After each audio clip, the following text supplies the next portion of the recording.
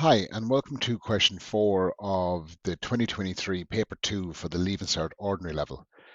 If you want to copy the notes I'm working off, just send an email to shanetroy@gmail.com. Like and subscribe to get access to more playlists. So question 4 here is starting off with probability. So Rowan plays basketball. During a match, Rowan takes a number of free throws. He scores 70% of his free throws. So let's write that number out. Now, whenever I see a percentage, I always kind of put it into my head that that's the same thing as 70 over 100, which is the same thing as 0.7. Now, writing that on the page got you the attempt, so the 3 marks. Now, assuming that scoring his free throws are independent events, okay, now that simply means that each one is not connected to the other. Now, we'll see later on with one of the questions they challenge that, okay, and we'll discuss that then. Part 1 says, find the probability that he scores his first 3 free throws. So the probability is that he scores, and he scores, and he scores. Now, in probability terms, the word and is a loaded word. Okay, it means multiply. So the probability of him scoring is 0.7, multiplied by, 0.7, multiplied by 0.7. And that gives us a figure of 0.343. Now, if you think about it, 0.343, does that make sense? With probability scores between 0 and 1 is certainty, 0 is won't happen, can't happen. So 0.343 is kind of somewhere like along a little bit before the middle. If you think about it, if he's pretty good, okay, he's getting them 70% of the time, 7 out of 10, and 3 in a row, it doesn't seem crazy. So like a 33% chance, yeah, I could believe that. Now, part 2 is worth 10 marks, and it says here, find the probability that he scores exactly 2 of his first 3 throws. Now, that's a scenario, and I'm going to put the answer over here because it just takes too long to write it out. But if you take this whole section here, and you think, well, if on his first throw he missed and then scored, okay, now and means multiply. So the probability of him missing, well, I know that the probability of him scoring is 0.7. The difference is him missing. So right there, I would have gotten attempts, okay? So then if I kind of work this little bit here out, miss is 0.3 times, because and means multiply, 0.7 times 0.7. Now, that's not the only thing that could have happened. This is where this question gets more tricky, okay? And it's very easy to forget this fact, that he could have scored on the first one, then missed, and then scored. Now, or he could have scored in the first and the second and missed the last one. And that's the 3 different situations that could happen. Now, what's happening with the big thing, the overall thing there is the probability of him missing and scoring, or means add, okay?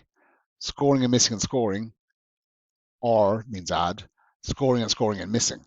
If you write all of them out as one big calculation, you end up with this particular monster.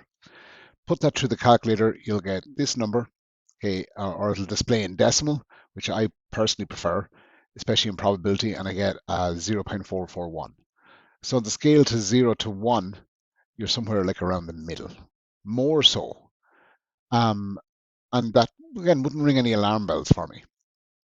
Now, part 3 says, give one reason why scoring his free throws might not be independent events. So give one reason why scoring his free throws might not be independent events. Now, an independent event is something like flicking a coin. If I get heads on a first flick, do I think I'm going to get heads like more the next time?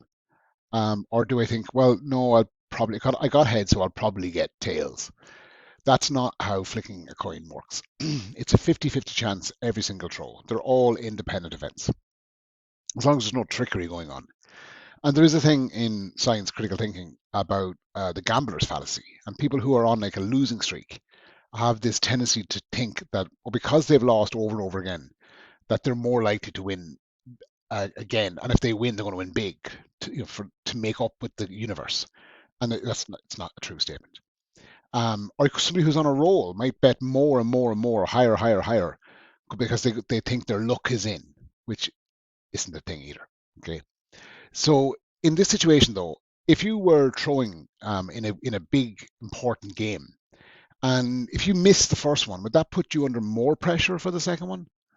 Or maybe you scored the first one, and then you're kind of freaking out, going, "Oh, I'm gonna mess it all up now." And your confidence can play a huge part in that action.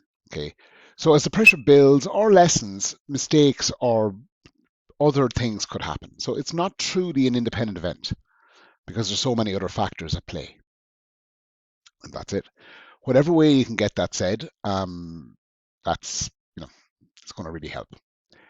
Now the next one then says the table below shows the number of games in which Rowan scored each of the given number of points. For example, Rowan scored 12 points in 3 games. Okay, so that's all. It's just a frequency table. Okay, so in 4 games he scored nothing. In 5 games he scored 6 points, whatever. Now it says work out Rowan's mean number of points per game based on the values in the table, and then correct your answer to 2 decimal places. So the mean of a frequency table is given by the sum of the frequency times the data. Okay, I'm going to use a dot to represent multiplication, just not confuse the x's, all divided by the sum of the frequencies. Now, the frequency is the number of games, the data is the points. So if you think about it, it's 4 times 0, and then the sum means add. So you're adding that to 6 times 5, and you're adding that to 8 times 4. Now, I've it done out prettier here. Okay, so 0 times 4 is 5 times 6, 4 times 8, the 2 times 10, okay, the 3 times 12, and then the 1 times 16. And you're dividing that by the sum of the frequencies, which is 4 plus 5 plus 4 plus 2 plus 3 plus 1. Now, this whole thing can go on the calculator, and then you should end up with an answer of 7.052, and round that to 2 decimal places. The third decimal place is less than 5. The number prior to it stays the same.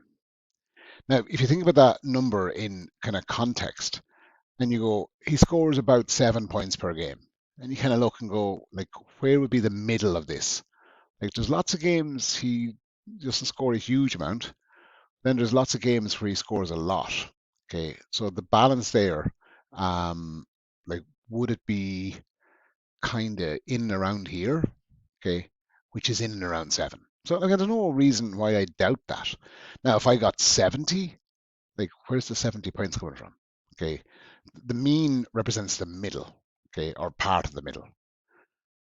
Now, that's the end of question 4. So if you want to copy these notes, just send me an email at shanetroy@gmail.com. Like and subscribe to get access to more playlists. Thanks, and see you on question 5.